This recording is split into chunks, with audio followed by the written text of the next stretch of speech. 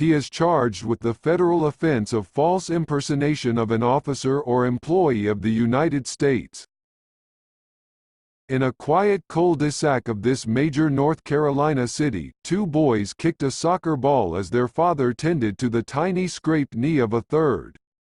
"You're strong," Booyah Ghafoori said, scooping up his youngest son. A U.S. flag fluttered gently from a pole attached to their modest two-story home, the epicenter of the Afghan family's new life in America. Ghafoori, 36, came to the United States with his pregnant wife and three small children in 2014 on a special immigrant visa.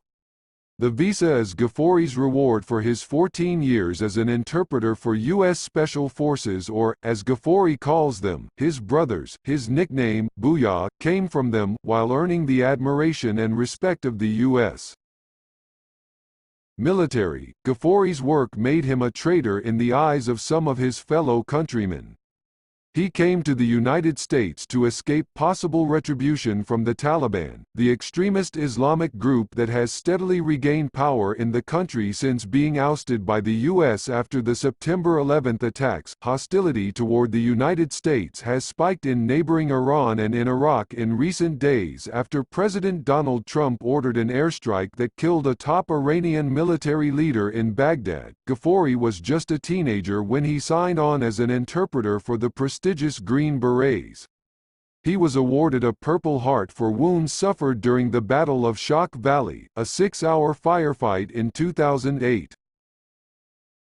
Ghafoori recently passed his citizenship test and is going to be among those sworn in as newly minted Americans later this week. Grateful for his good fortune, he decided last year to launch the Interpreting Freedom Foundation, a nonprofit organization aimed at helping interpreters navigate the special immigrant visa process and settle in the United States. Ghafoori spends most of his nights on the phone, answering calls from Afghans awaiting their visa approval.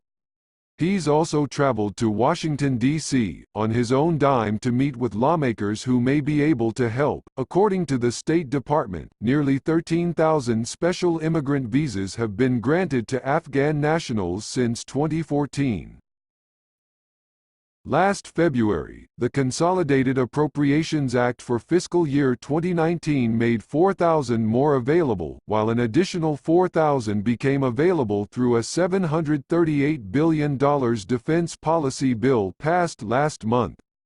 That's hopeful news for the 19,000 Afghans still waiting for the State Department to decide their fate. One of those is Ahmad, who served as an interpreter alongside U.S. troops in Afghanistan for nearly a decade.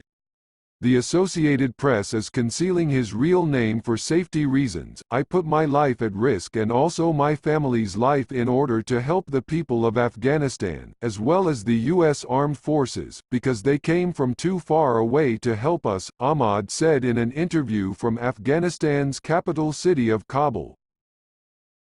Ahmad was hired in 2006 by now retired Special Forces Major David Smith, a decorated Green Beret who served 4 deployments in Afghanistan. "Ahmad is one of the most loyal and courageous men I have ever met in my life," Smith wrote in a letter that the former interpreter included with his application for a special visa in September.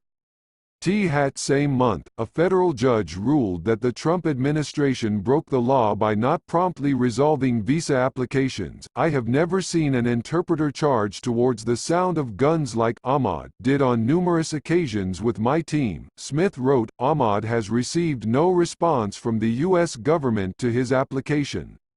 As he waits, life in Afghanistan is getting potentially more dangerous.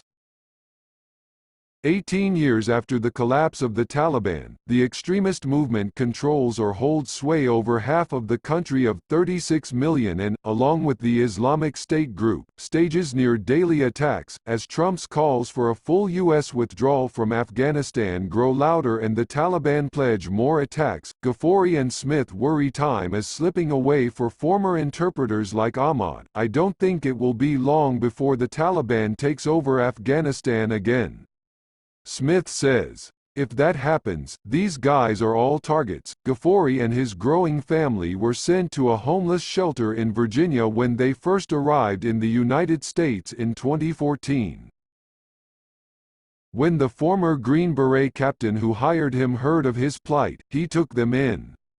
Eventually, Ghafoori secured a job in construction and bought a home of his own.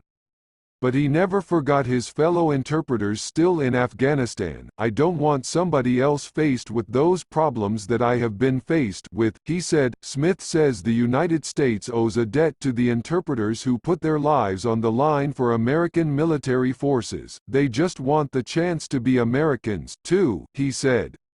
"And they'll be amazing Americans."